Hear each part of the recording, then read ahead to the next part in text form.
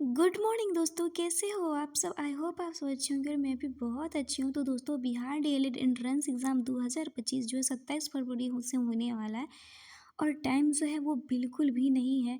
तो जल्दी जल्दी से अगर आपने अभी तैयारी नहीं की है तो कम से कम आप प्रीवियस ईयर क्वेश्चन पढ़ लो, क्योंकि प्रीवियस ईयर क्वेश्चन पढ़ने से जो है आपको पता चलेगा कि का लेवल क्या है और किस तरह के क्वेश्चन है। क्योंकि प्रीवियस ईयर क्वेश्चन से ही आपको टोटल 10 क्वेश्चन पूछे जाएंगे। अब ज़रूरी नहीं है कि previous year question same to same नहीं रहेंगे, बट उसी लेवल का रहेगा, तो आपको उसी तरह से तैयारी करना है। सारे 9th 10th लेवल के क्वेश्चन है, 12th लेवल के क्वेश्चन है। तो चलिए बिना टाइम के हुए वीडियो को स्टार्ट करते हैं। और आज के वीडियो में जो है मैंने एक साथ ही साइंस का भी कराया है, मतलब जीके सामान्य अध्ययन का भी कराया है और हिंदी का भी कराया है, क्योंकि अलग अलग वीडियो के लिए अलग अलग देखना पड़ता था। आप सब बोलते थे हिंदी का भी करवाइए, इसीलिए आपसे रोज़ जो है एक ही वीडियो आएगा। उसमें साइंस का भी रहेगा, सामान्य अध्ययन का भी रहेगा और हिंदी का भी रहेगा। तो थोड़ी वीडियो थोड़ा बड़ा होगा, तो वैसे भी बात बराबर है, दो वीडियो को देखिए या एक वीडियो को एक बार देख लीजिए, वही अच्छा रहेगा। और हाँ दोस्तों, टेलीग्राम चैनल को ज़रूर ज्वाइन कर लीजिएगा, क्योंकि उस पे मैं अपना सारा अपडेट डालती रहती हूँ। जो इस वीडियो के डिस्क्रिप्शन में टेलीग्राम चैनल का लिंक मिल जाएगा। तो चलिए वीडियो को स्टार्ट करते हैं, क्योंकि बकवास तो बहुत हो गया। तो हमारा पहला क्वेश्चन है और ये सारे प्रीवियस ईयर क्वेश्चन है, बिहार डीएलएड एंट्रेंस एग्जाम 2023 में पूछा गया है।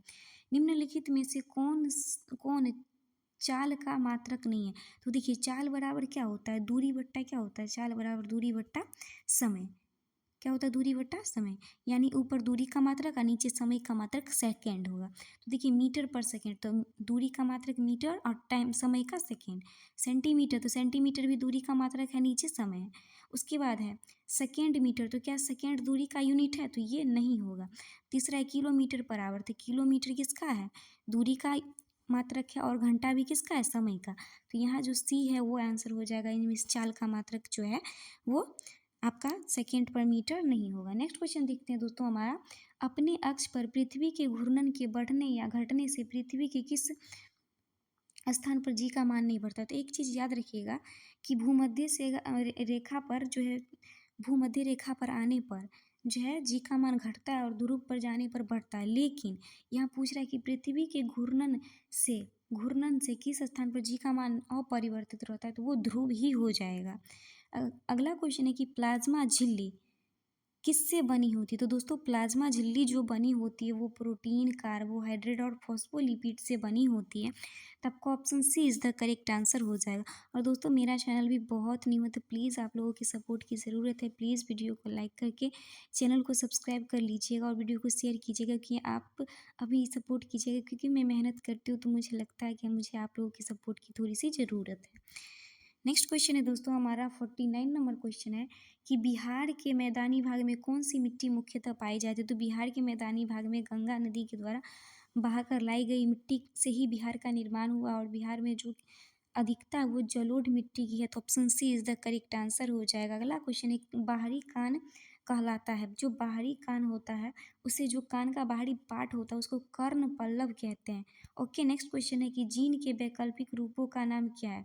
तो दोस्तों, जीन के जो वैकल्पिक रूपों का जो नाम है उसे एलील कहते हैं, हिंदी में बोले तो युग्म विकल्पी कहा जाता है। तो option A is the correct answer हो जाएगा। अगला क्वेश्चन है कि श्वसन कैसी प्रक्रिया है।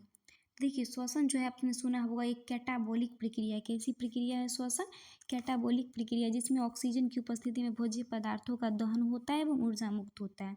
53 नंबर क्वेश्चन है कि राइबोसोम किसमें बनते हैं। तो दोस्तों, राइबोसोम जो है वो निक्लियोलस में बनते हैं। किसमें बनते हैं, निक्लियोलस में बनते हैं। अगला क्वेश्चन है हमारा कि यौगिक जिनका अणुसूत्र समान होता है किंतु संरचना सूत्र अलग अलग होता है वो समावयवी कहलाते हैं।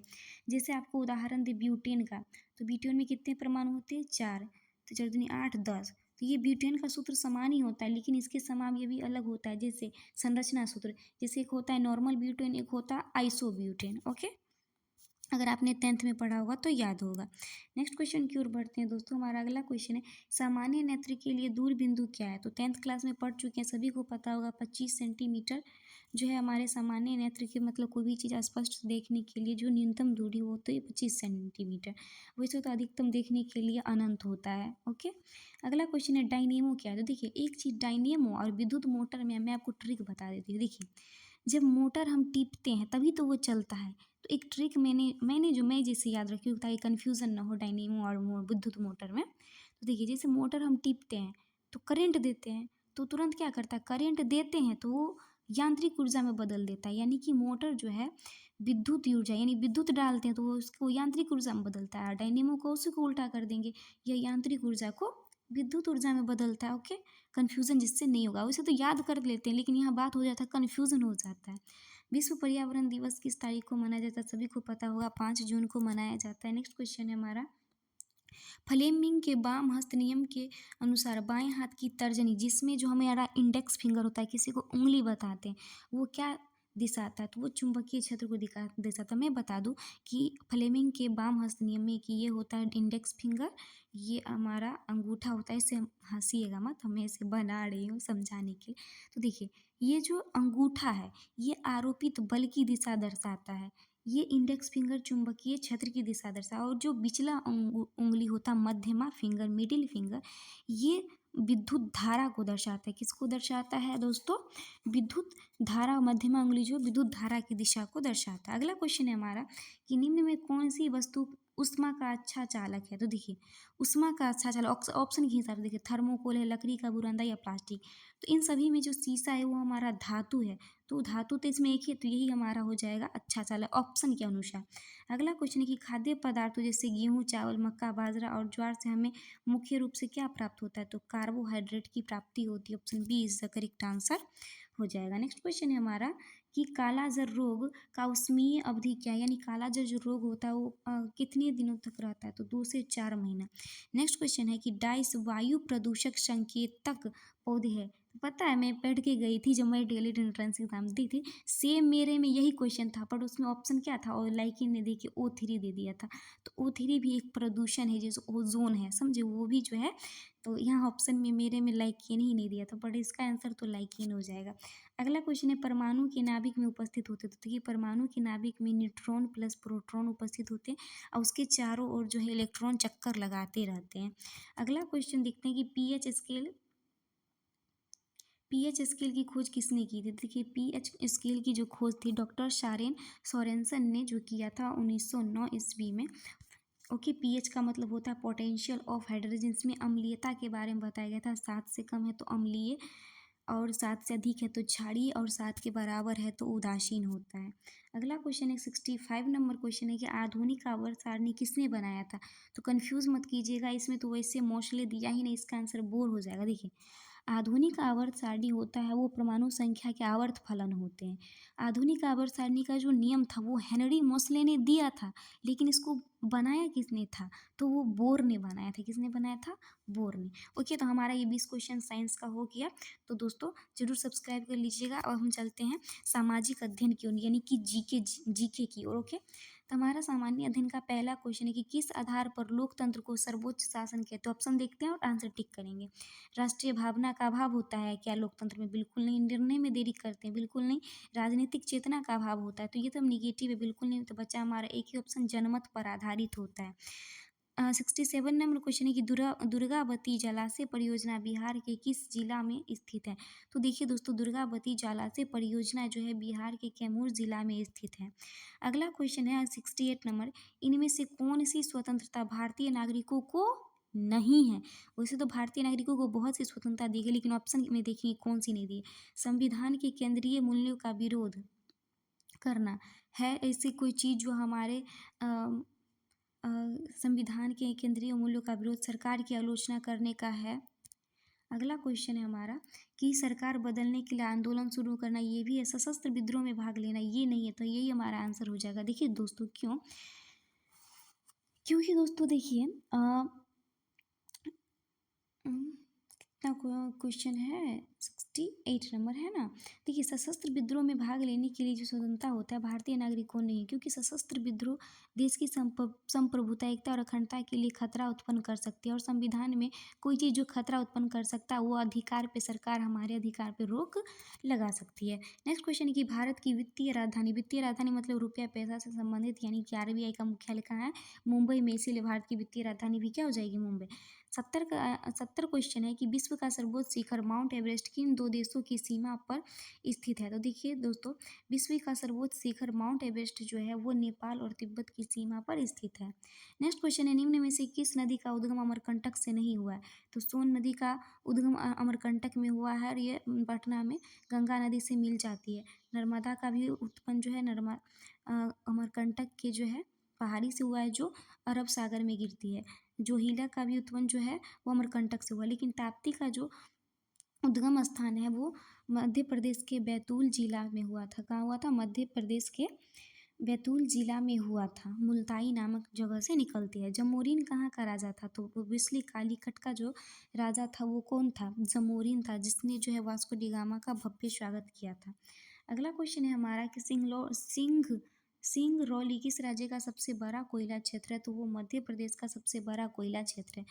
74 नंबर क्वेश्चन है कि प्रथम विश्व युद्ध का तात्कालिक कारण क्या है? कल जब मैं कन्फ्यूजन हूँ, मुझे याद था, हो सकता है पता नहीं। ऑस्ट्रिया के युवराज की जो सेरोजुआ में हत्या हो गई थी, तो ये प्रथम विश्व युद्ध 1914 से लेकर 1918 तक यानी 4 वर्षों तक चला था और उसका तात्कालिक कारण यही था। भारत में मजदूर संघ अधिनियम कब पारित हुए थे? तो भारत में मजदूर संघ अधिनियम 1926 में पारित हुए थे। मूंगफली का दूसरा सबसे बड़ा उत्पादक कौन है? तो सबसे पहले जान लेते पहला कौन है उसके बाद। तो मूंगफली का सबसे पहला जो गुजरात है, दूसरा हमारा राजस्थान है और तीसरा हमारा तमिलनाडु है। बट इसमें राजस्थान ऑप्शन में नहीं है, तो इसीलिए तमिलनाडु आंसर होगा। ओके, नेक्स्ट क्वेश्चन की ओर बढ़ते हैं दोस्तों। हमारा अगला क्वेश्चन है कि मतदाता पहचान पत्र के अलावा और कितने प्रमाण पत्र वैध होते हैं? तो मनुष्य के पास टोटल जो उसके लाइफ टाइम होते हैं 15 होते हैं, और मतदाता के अलावा पूछ रहा था इसमें 14 हो जाएंगे। वैसे कितने होते हैं? टोटल 15। अगला क्वेश्चन है कि लीग ऑफ नेशन यानी राष्ट्र संघ जिसकी स्थापना 1920 ईस्वी में किया गया था प्रथम विश्व युद्ध के बाद, के विचार के लिए कौन अमेरिकी राष्ट्रपति जिम्मेदार है? कि प्रथम विश्व युद्ध के दौरान जो है अमेरिका के राष्ट्रपति कौन थे? Woodrow Wilson. तो answer C is the correct answer हो जाएगा। नेक्स्ट क्वेश्चन है कि किस देश की जनसंख्या घनत्व भारत से अधिक है? ओबियसली बांग्लादेश का अधिक है। सार्क का मुख्यालय कहाँ है? तो दोस्तों सार्क का जो मुख्यालय वो काठमांडू, जिसकी स्थापना जो है 1985 में हुआ था। तो इसमें याद रखिएगा, इसमें सारा जो भारत के पड़ोसी देश ही शामिल है, जैसे भारत पाकिस्तान हो गया, बांग्लादेश, नेपाल, भूटान, श्रीलंका, मालदीव और अफगानिस्तान। तो भारत के सारे पड़ोसी देश ही है, जिसमें चाइना नहीं है। ओके, और म्यांमार भी नहीं है। नेक्स्ट क्वेश्चन देखते हैं हमारा 81 नंबर की प्रसिद्ध भारतीय स्वतंत्रता सेनानी थे जिन्होंने संसाधन संरक्षण के बारे में एक महत्वपूर्ण अवलोकन किया। हर किसी की ज़रूरत के लिए पर्याप्त है, किसी के लालच के लिए नहीं। तो ये महात्मा गांधी जी के द्वारा कहा गया था। अगला क्वेश्चन है कि भारत में सबसे ऊंची सड़क कहाँ मिलती है? तो भारत में सबसे ऊंची सड़क जो है वो लद्दाख में मिलती है। अगला क्वेश्चन है कि साधारण विधेयक को कानून बनने के पहले कितने चरणों से होकर गुजरना पड़ता है? तो 5 चरणों से पहले। सबसे पहले हमें कोई जो विधेयक लाना होता है, तो सबसे पहले जो है किसी भी संसद में उसे जो है वो पेश करना होता है। उसके बाद जो है विधेयक की विस्तृत मतलब उसके बारे में जानकारी देना होता है। तीसरा जो उसका स्टेज होता है वो विधेयक को स्वीकार या अस्वीकार करने के संबंध में चर्चा होता है। चौथा होता है दूसरे सदन में भी विधेयक को पारित किया जाता है, और पांचवा राष्ट्रपति उस पर स्वीकृति देते हैं। Okay, next question 84 number question देखते हैं कि छत पर वर्षा जल संचयन पुनर्भरण एक तकनीक है। किसकी तकनीक है? तो वो भूजल की है। अगला क्वेश्चन है कि हिटलर किसका प्रवर्तक था? तो हिटलर जो था वो नाजीवाद का प्रवर्तक था। तो यही हमारा जीके का भी 20 क्वेश्चन हो गया और साइंस का भी 20 क्वेश्चन, टोटल 40 क्वेश्चन हो गया। और मैं बता रही हूँ इससे पक्का एक ना एक क्वेश्चन जरूर आएगा। कम से कम और कुछ नहीं पढ़ पाते, कम से कम प्रीवियस क्वेश्चन पढ़ लीजिए। चलिए अब हिंदी की तरफ चलते हैं। तो हमारा हिंदी में भी 25 क्वेश्चन पूछा जाता है, और ये प्रीवियस ईयर क्वेश्चन, ये जो टिक लगा देख रहे हैं ना, जब मैंने पढ़ना स्टार्ट किया था तो जो क्वेश्चन मेरे से बनते थे ना उसमें टिक लगाया, जो मेरे से मतलब मैं गिनती थी कि पहली बार मुझसे कितने क्वेश्चन बन रहे हैं जब मैं बुक लाई थी तो उस टाइम। उसके बाद मैंने पहले बुक पढ़ा, उसके बाद मैंने क्वेश्चन देखा कि किससे ज़्यादा, उसके बाद मैंने पढ़ना स्टार्ट किया था। तो हिंदी के लिए मैं आपको सबसे पहले बता दूँ, अगर अलंकार नहीं पढ़े तो सबसे पहले जाकर आप अलंकार पढ़े, वाक्य पढ़े, रस पढ़े, छंद पढ़े, और क्या कहते हैं शब्द शक्ति पढ़े। इतना चीज़ आपको पढ़ना है। समास पढ़ना है, वाच्य पढ़ना है, बहुत कुछ पढ़ना है, सबको लिख लीजिए और सारी चीज़ को सर्च करके गुरुजी वर्ल्ड चैनल से पढ़ लीजिएगा। जैसे आपको अलंकार पढ़ना है तो लिखते अलंकार बाय गुरुजी वर्ल्ड, क्योंकि मैंने उन्हीं से पढ़ा, अच्छा पढ़ाते हैं। ओके, तो चलिए वीडियो को स्टार्ट करते हैं। वाक्य शुद्धि भी पढ़ लीजिएगा। इनमें कौन सा वाक्य अशुद्ध है? तो देखिए पहला है, इस पुस्तक के दाम अधिक हैं। तो इस पुस्तक के दाम अधिक, कौवे की आवाज़ कर्कश होती है, तो ये तो सही नहीं लग रहा है। पीपल के पेड़ की छाया घनी होती है, वह कल वहाँ आलोक को जाना है। तो सब पूछा अशुद्ध कौन है, तो ये सारे जो है ये सही है। इनमें जो अशुद्ध है, इस पुस्तक के दाम, तो इस पुस्तक जो है ये सिंगुलर है, मतलब अकेला है, एक वचन है, इसके साथ का यूज़ होगा, ना कि के का। तो option A is the correct answer हो जाएगा। अगला क्वेश्चन है, कौन पदबंध के अंतर्गत शामिल नहीं है? ओके, पूछ रहा है कि कौन जो है वो पदबंध के अंतर्गत शामिल नहीं। तो देखिए वाक्य में दो या दो से अधिक पदों का बंधन जो पदबंध कहलाता है, और ये 5 प्रकार का होता है, जिससे 5 कौन कौन है? संज्ञा, सर्वनाम, क्रिया विशेषण और विशेषण पदबंध और क्रिया विशेषण पदबंध। तो इसमें जो हमारा हो जाएगा समास जो है वो पदबंध में नहीं आता है। 98 नंबर क्वेश्चन है, आप कल कहाँ गए थे? किस प्रकार का बहुत ऑब्वियसली प्रश्न पूछ रहे, प्रश्नवाचक वाक्य है। नहीं, अगला क्वेश्चन है कि शब्द शक्ति भेद के अंतर्गत आता है। तो मैंने आपको बता दिया कि आपको शब्द शक्ति भी पढ़ना है, तो इसके अंतर्गत लक्षणा आता है। ओके, देखिए शब्द शक्ति जो है ना वो 3 प्रकार का होता है, अभिधा, लक्षणा और व्यंजना। तो इसका पार्ट पूछा गया बहुत, अगर पढ़ेंगे तो आपको आसानी लगेगा। 100 नंबर क्वेश्चन है कि यथास्थान समासिक शब्द का विग्रह क्या होगा? यथास्थान जो है वैसे तो कहीं अव्यय समास होता है, लेकिन इसका अर्थ होता है स्थान के अनुसार। ओके, यथाशक्ति, शक्ति के अनुसार, यथास्थान, स्थान के अनुसार। 101 है, विषय वारी मन मीन भीन नहीं होत कभू पल एक में कौन सा अलंकार? देखिए यहाँ पे जो है ना 2 शब्द है, मन और मीन, देखने में एक है लेकिन इसका अर्थ अलग अलग है, तो वो हमारा रूपक अलंकार हो जाएगा। कौन सा अलंकार हो जाएगा? रूपक। 102 नंबर, आंसू पोंछना मुहावरे का अर्थ क्या है? तो आंसू पोंछना यानी दिलासा देना। अगला क्वेश्चन है दोस्तों हमारा, वो रात भर जागता रहा, उपयुक्त वाक्य में रेखांकित शब्द क्या है? यानी कि जो भर है वो क्या है? वो निपात है। क्या है? निपात है। देखिए भर को रेखांकित किया गया है, यानी बल प्रदायक यानी बलदायक को जो है वो निपात कहते हैं, जो वाक्य पर बल देता है। काव्य में जहाँ शब्द के कारण रमणीयता हो और शब्द परिवर्तन से काव्य स्वतंत्र, काव्य में जहाँ शब्द के कारण रमणीयता हो और शब्द परिवर्तन से काव्य स्वतंत्र छिन्न हो जाता है, तो वैसे अलंकार को क्या कहते हैं? तो वैसे अलंकार को जो है वो शब्दा अलंकार कहते हैं। अगला है, चतुर्भुज में कौन सा समास है? तो देखिए आप तो समझ में द्विगु समास, तो द्विगु तो ऑप्शन में है नहीं, चतुर्भुज यानी 4 भुजा हैं जिनके अर्थात विष्णु जी, तो बहुब्रीहि समास हो जाएगा। अगला क्वेश्चन है, निम्न में कौन सा वाक्य शुद्ध है? तुम्हारे भाई भतीजे विद्वान हैं, राम और सीता आई, बिल्कुल गलत है। विधानसभा में प्रस्ताव स्वीकार हुए, ये भी गलत है। मेरे लिए पढ़ता, मैं स्वयं के लिए पढ़ता हूँ, तो कौन सा वाक्य शुद्ध है? तो हमारा जो 106 का आंसर हो जाएगा वो हो जाएगा राम और सीता। देखिए इसका अशुद्ध होगा राम और सीता आए।